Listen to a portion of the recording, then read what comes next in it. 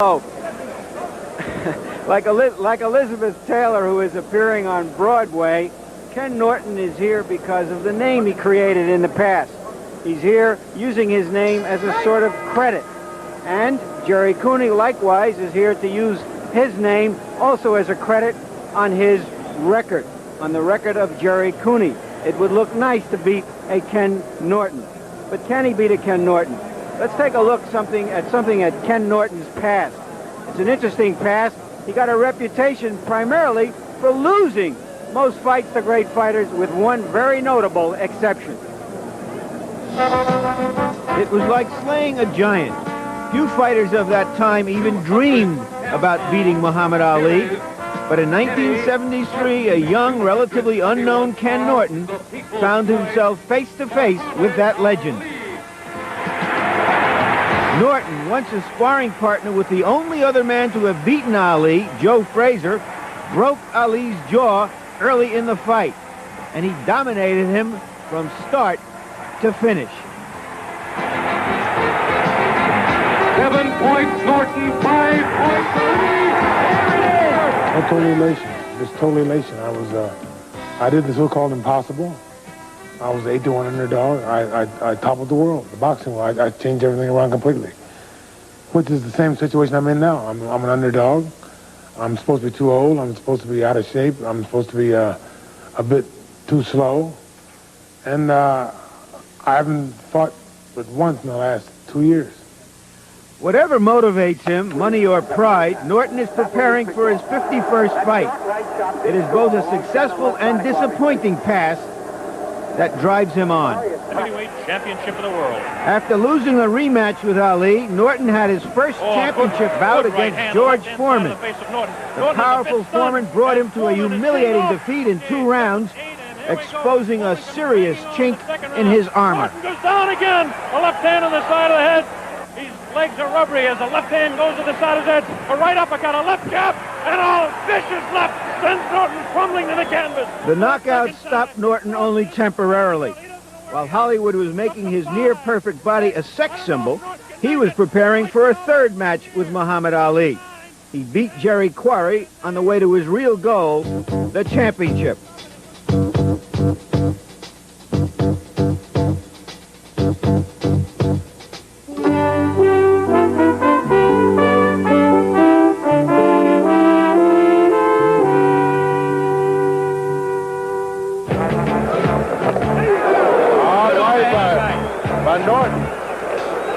Norton always felt he could beat Ali any time, and he went into this fight with that attitude. He fought hard, and many observers thought he won.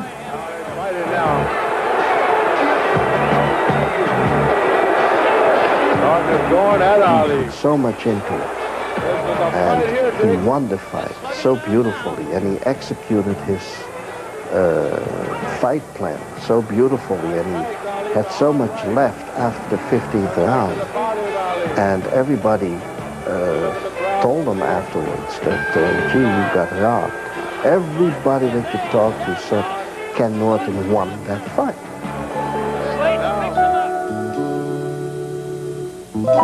If you put all that effort to work, that supernatural effort, and then you win a fight against an opponent who's supposed to be the greatest of all times, and then they don't give you the decision, that is a big disappointment. It was like somebody stuck their hand inside Kenny's chest and ripped his heart out. It just didn't work. From that point on, my career went on a tailspin. Each fight was increasingly worse than the one before. I didn't train as hard. I didn't do anything as hard. And I started going through the motions. Back to the drawing board and the speed bag. With Muhammad Ali coming to the end of his reign, anybody might still become the next heavyweight champion. When Leon Spinks and Ali fought a rematch, the WBC vacated the title. And Norton, with Ali taunting him from the crowd, beat Jimmy Young and later was declared the champion. 15th round of the world heavyweight title. But Norton's first opponent was the unbeaten Larry Holmes. A close 15-round fight that many have called one of the best heavyweight championship fights ever, ended in another disappointment for Norton. As Holmes comes back, throws a good shot. He gets under trouble. Yes. 143, 142 for the new Larry Holmes has done it. Norton had lost another championship fight, but barely. He has fought the best of them and fought them well. Ken's used to a lot of pressure. He's used to tough fighters that he's fought, you know, which Cooney hasn't really faced any real tough guys, you know. And Ken will be one of the toughest tests he's had. Cooney's another fighter who's undefeated, and supposedly a good left hand who really hasn't done anything to impress me that much. After a 15-month layoff, Norton defeated an inexperienced but strong young fighter, Randy Cobb, and he's been in training ever since. I think I have more experience. I think I'm stronger. I think I'm as quick, if not quicker. I think I'm more intelligent. And basically, I think I'm a better fighter. I'm in shape. And exactly 4 years ago tonight, this is what he did to another bright prospect. What about Gerry Cooney? To be sure, he is inexperienced. He has never fought more than 8 rounds. He has fought only 86 total rounds in his professional career. They say he is a one-handed fighter. They say they don't know if he can take a punch. Well, whether or not he can take a punch, one thing is absolute. He can throw a punch. 6 months ago, Gerry Cooney fought Ron Lyle in Long Island's Nassau Coliseum. The fight lasted 2 minutes and 49 seconds. The cheering lasted 20 minutes.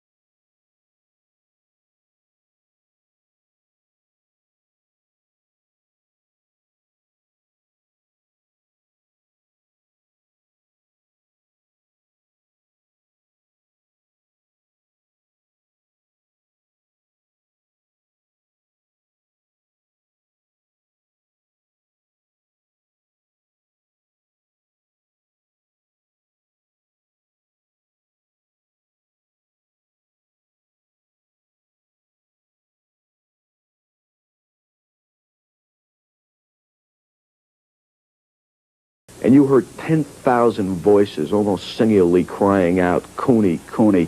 It was like his very blood. It gets you so up. That's why it's so important to have those people in those seats. Cooney started as an amateur at the Garden, winning the Golden Gloves in 1973 and 1976.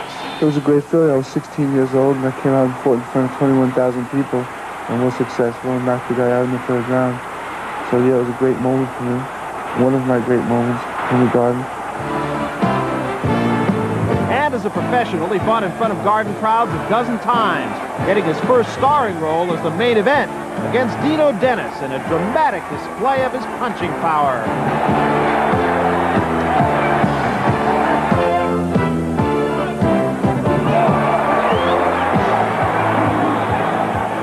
I don't want to be a star. I want to be a successful prize fighter. His regular gym is Bobby Gleason's, where Jake LaMotta trained. But this past week, the Garden has become his gym. He has a devastating punch, which has cost him a lot of sparring partners. And he has a trainer, Victor Valley, to whom he is totally devoted. They used to see all the fighters. He said, Jesus, this guy's good, this guy's that. He said, Gerry, one of this day, you're going to be #1 in this gym. And #1 he was. Then I told him, you're going to be #1 in the well. He's #1 now in the well. And now I'm telling Gerry now that I'm going to make Gerry champion of the well. There are doubters, however, who question his stamina, his inexperience, his ability to take a punch, and his one-handedness. One of the knocks, of course, is that he has no right hand. I mean, I wouldn't be surprised if he knocked Ken Norton out with a right hand. I mean, Gerry, his left is so devastating that, of course, all the attention has been focused on that. His right hand is dynamite. And it's a But the left was the weapon that stopped Leroy Boone in the 6th round in Atlantic City in December of last year.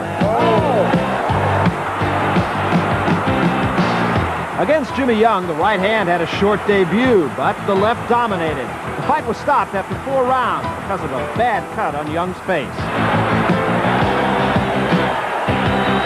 And it was after only 2 minutes 49 seconds that veteran Ron Lyle was stopped with a vicious left hook to the ribs.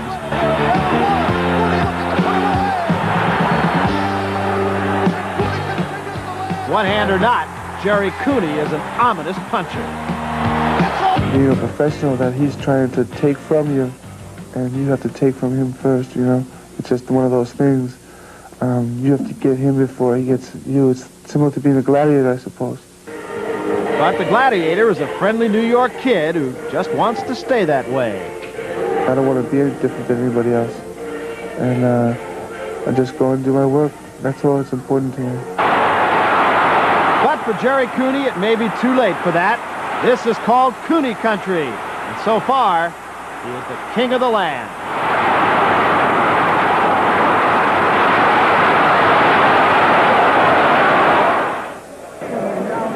So we await the start of the Gerry Cooney-Ken Norton fight live from here in Madison Square Garden in New York. Larry Merchant, you made a point at the top of the show where you talked about the fact that Ken Norton historically has had problems with bangers, and that certainly is what he's got tonight. Well, everybody has to remember the fights against George Foreman in particular because he was a young, very live heavyweight at that time, and he just sort of crumbled in front of George Foreman, went to the ropes, and Foreman just wore him down, destroyed him in the 2nd round. And later against Ernie Shavers, in that period of time after he lost to Holmes, and in which he said that he wasn't taking much interest in boxing anymore, again, Shavers, a great banger, put him against the ropes and destroyed him in 1 round. And you look at Ken Norton leaving his locker room now, heading down toward the ring, a very stern look on his face. One might even call the look that we see right here even more than stern, perhaps concerned. Yeah, I think it's a look of reality. Waiting to get to the ring and get the job done. So Ken Norton starting to make his way into the ring.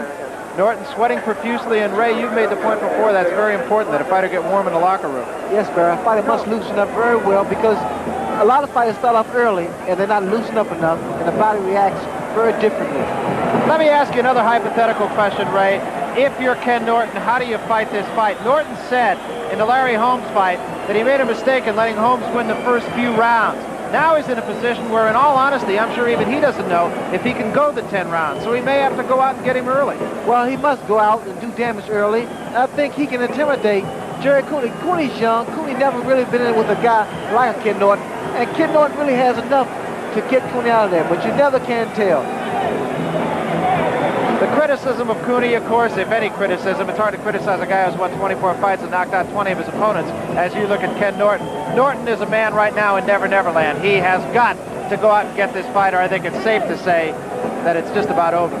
But I know, in a way, there's a much greater risk on the part of Gerry Cooney. He's making $1 million here, so whatever happens, you can't run any benefits for him. But on the other hand, he has big money purses already awaiting him as the #1 contender. And unless he takes out Norton quickly, they're going to say he's just not the prospect that everybody thought he was. Well, as you see Cooney leave the locker room and head toward the ring himself, you look at his record, 24 wins, no losses. He has 20 knockouts, not the 14 that you just saw there. Cooney is a guy who unquestionably can punch. As a matter of fact, of those 20 knockouts, 10 of them have come inside of 2 rounds. So I think the first 2 rounds are going to be interesting here to see who dictates the pace of the fight. His average fight has gone about 3.5 rounds. Stamina shouldn't be a problem for him here, even though he's never gone more than 8 rounds.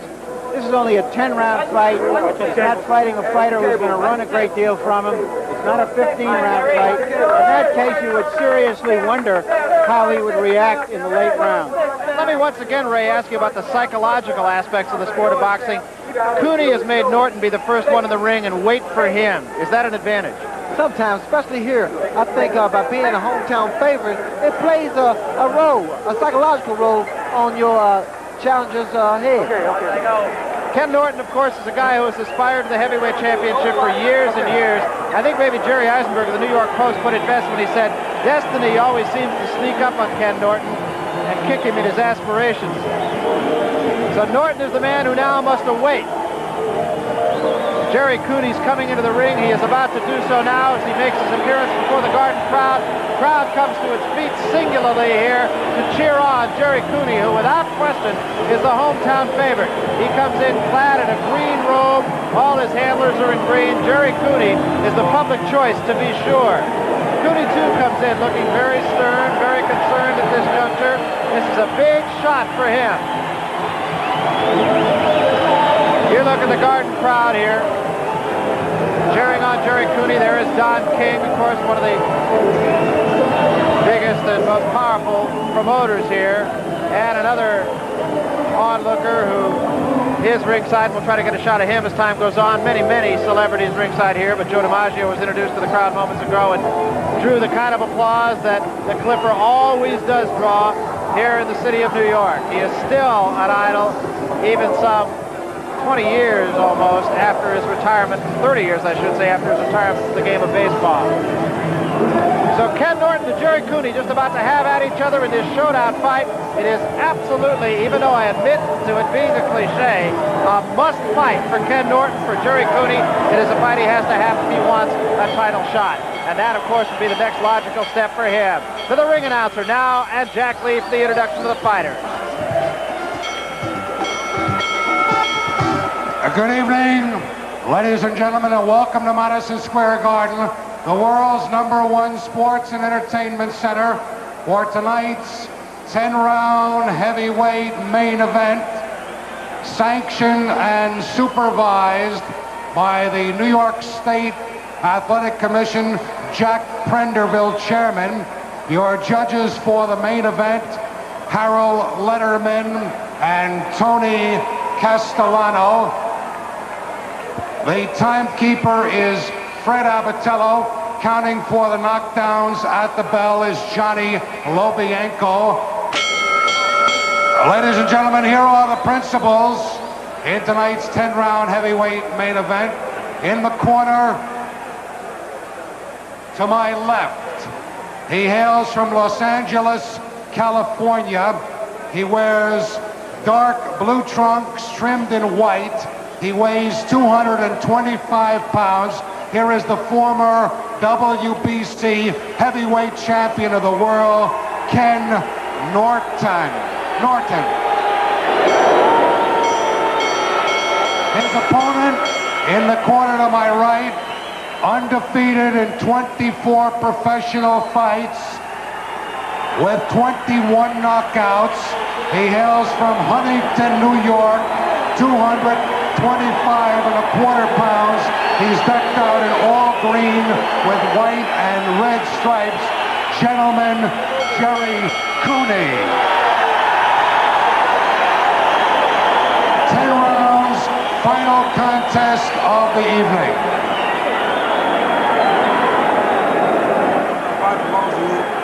The most important thing, on my command break, stop pushing and stop back. If you score a knockdown, I want you to go to the farthest neutral corner, stay there until I tell you to come out. Right, 3 knockdowns in 1 round will end the fight. Now 40 seconds. The bell will not save anybody from being knocked out, all right? If a fight is on the floor, please don't come in. That calls for disqualification. I hate to do that. So stay away. Wait till the fighter gets up, then you can help him, all right? Any questions? Shake hands. Good luck to both of you. Well, Ray Norton in his introduction borrowing a little something from the Sugar Ray Leonard playbook and doing a little dance and a series of jabs as you look at the tail of the tape. Norton, 11 years the senior of Gerry Cooney, 6'6" to 6'3", big height advantage. The weight is just about comparable. So is the reach and all the other measurements. Round 1 underway. Norton on the right, Cooney on the left. The tactics of Ken Norton in the early rounds will be interesting to say the least. Whether he decides to pace himself, whether he decides to go after the #1 challenger. 10 rounds, 3 knockdown rule is in effect. The bell cannot save either man. A right hand buckled the knees of Norton by Gerry Cooney. First punch of the fight buckled Norton's knees. Left hand to the stomach, and another right hand to the side of the head of Norton, who stands on the ropes. Left hand to the heart by Cooney. Norton bangs away now at Cooney in Norton's corner.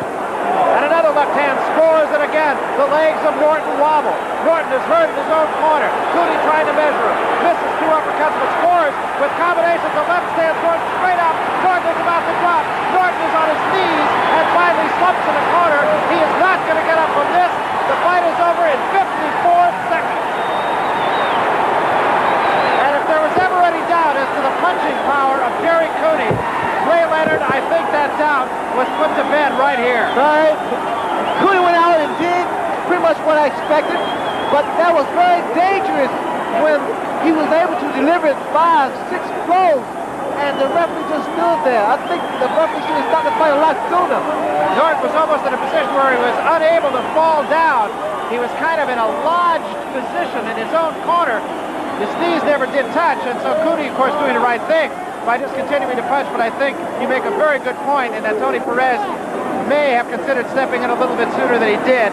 Norton was out on his feet. Norton is still on the floor in his own corner. The first punch that hurt was the first punch of the fight, and it was a right hand that caught Ken Norton right on the side of the head. Well, I was going to make a comment earlier about Gerry Cooney not having his perspiration on his body, that he had not warmed up.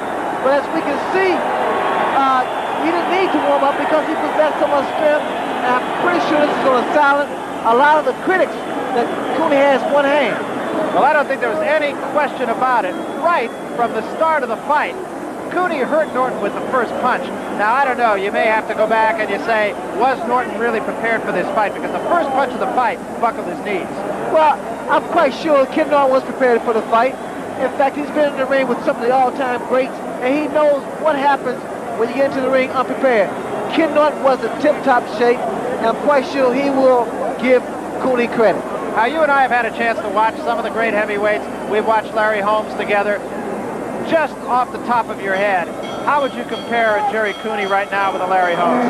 Well, Larry Holmes still has so much more physical attributes. Holmes can move, Holmes can punch, Holmes has a good jab.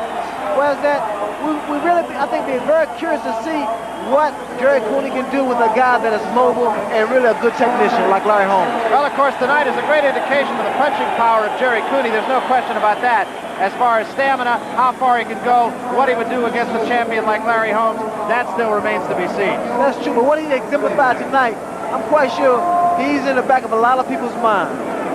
Right now, they have brought a stretcher into the ring to deal with Ken Norton, who is just now getting to his feet. There's no question that Ken Norton was literally out on his feet. We will try to get a report and give you a medical report on Ken Norton just as soon as that becomes available. The punches that was delivered by Cooney and the leverage and balance that he had with him, I'm quite sure, I can almost say a guarantee that Norton, God forbid, has a concussion.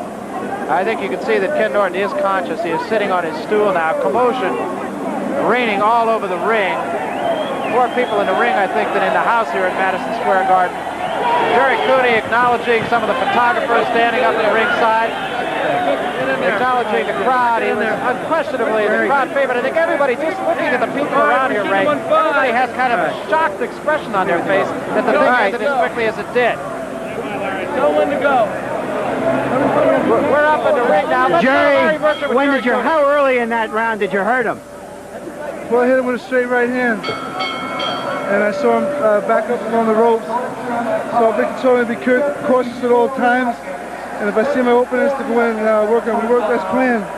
Victor was training for I don't know how long, up in the Concord and in New York here training, and told me the right thing. Do you feel in some way, Gerry, that the quickness of this fight, excuse me, robs you in some way? That people will say that Ken Norton just couldn't fight anymore?